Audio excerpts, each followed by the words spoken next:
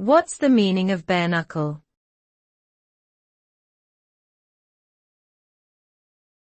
Bare-knuckle.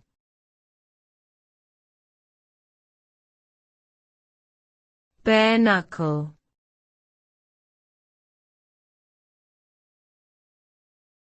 Bare-knuckle.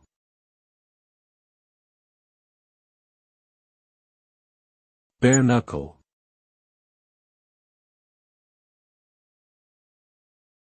Bare-knuckle is an idiomatic expression that refers to a type of fighting, typically associated with boxing, that involves no protective gloves or padding. In this type of fighting, the combatants use only their bare fists to deliver blows and inflict damage on their opponent.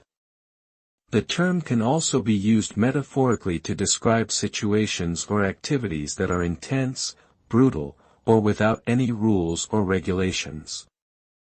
For example, one could refer to a bare-knuckle political campaign or a bare-knuckle business negotiation. The phrase originated from actual bare-knuckle fighting that was popular in the 18th and 19th centuries, especially in the UK and Ireland.